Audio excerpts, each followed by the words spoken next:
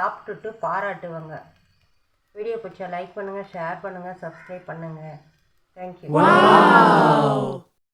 Hi friends, அனைவருக்கும் வணக்கம். வாங்க சுவையான ரவை உப்புமா பல பல பல பல பலன்னு செய்யலாம். வாங்க எப்படி செய்யறதுன்னு சொல்கிறேன் நான். இந்த ப்ரௌன் கலர் அளவுக்கு கொஞ்சம் ரவையை வறுத்து எடுத்துக்கணும். தீச்சி வைக்காமல் வறுத்து எடுத்துக்கணும். இதில் 1 டம்ளர் கொஞ்சம் அதிகமாக இருக்குது. நான் 1.5 டம்ளர் தண்ணி தான் ஊற்றுவேன். எப்படி செய்யலான்ட்டு பார்க்கலாம் வாங்க.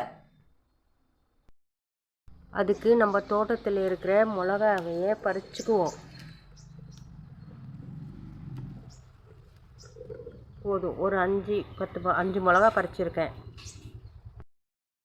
செடியிலேருந்து பறித்து எடுத்துகிட்டு வந்த மிளகாவை சின்னதாக கட் பண்ணி எடுத்துக்குவோம். பார்த்தீங்களா, நம்ம தோட்டத்தில் இருக்கிற மிளகா உடனே பறித்து எடுத்துன்னு வந்தோம். இதோ இப்போ செஞ்சிட்டோம் ஈஸியாக. நம்ம போய் இந்த மழையில் வாங்கிட்டு வந்திருக்கணும்ல, ஈஸியாக கிடச்சிச்சு. இந்த அளவுக்கு நறுக்கி எடுத்துக்கிட்டோம். இப்போ வறுத்து வச்சிட்ருக்கோம். வறுத்து வச்ச கடாயிலே ஒரு 75 கிராம் எண்ணெய் ஊற்றிருக்கேன்.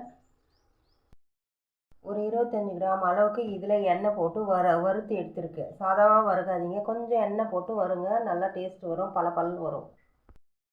உப்பு மாவு செய்கிறது எல்லோரும் செய்கிறது ஒன்றும் பெரிய விஷயம் கிடையாது.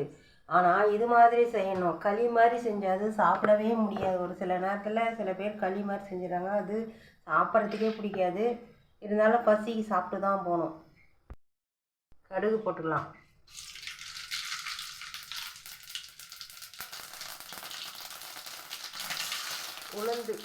உளுத்தம் பருப்பு போட்டுக்கலாம். ஒரு 100 கிராம் வெங்காயம் இந்த அளவு ஸ்லைஸ் பண்ணி எடுத்துக்கலாம். இதையும் போட்டுக்கலாம். இதில் போட்ட உளுந்து எல்லாம் இந்த அளவுக்கு இருக்கணும். மொறுன்னு இருக்கும். அப்போ தான் நல்லா டேஸ்ட்டாகவும் இருக்கும். நீங்கள் உளுந்து இந்த அளவுக்கு வர மாதிரி வதக்கிக்கோங்க. இது பொன்னிறமாக வர அளவுக்கு வதக்குவோங்க. இப்போ இந்த கட் பண்ணி வச்ச மிளகாவை போட்டுக்குவோம்.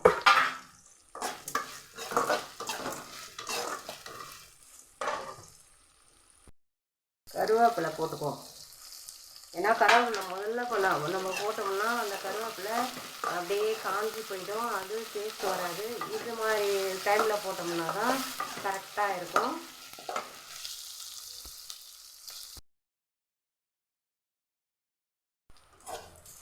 இப்போ இந்த அளவுக்கு வதங்கி வந்திருக்கு.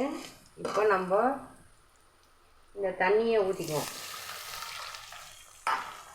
பாருங்கள், பொன் வரலாம் வதங்கியிருக்கு. 1 டம்ளர் ஊற்றிருக்கோம். இன்னும் 1/2 டம்ளர் ஊற்றிக்குவோம்.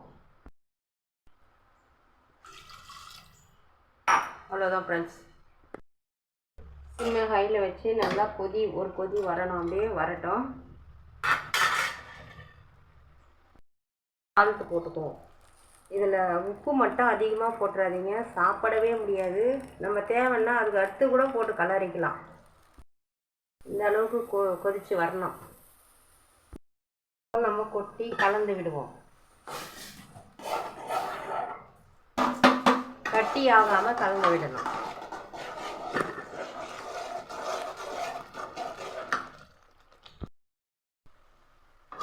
சிம்மில் வச்சுக்கோங்க. இப்படி நல்லா இப்போவே பலன்னு வந்துச்சு. இன்னும் 2 நிமிஷம் போனதுமே எவ்வளோ பலன்னு இருக்குன்னு பாருங்கள். இப்போ நான் மூடி வச்சிடலாம். இதை மூடி வச்சுடுவோம். சிம்மில் வச்சுருக்கேன். இப்போ நம்ம திறந்து பார்க்கலாம்.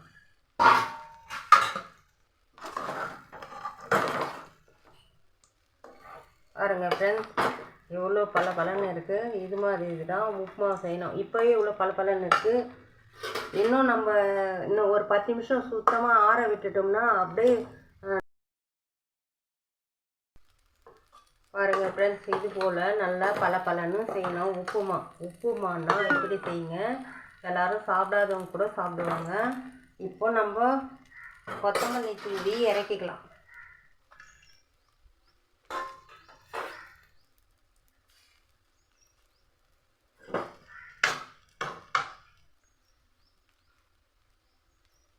அவ்வளோதான் ஃப்ரெண்ட்ஸ், உப்புமா.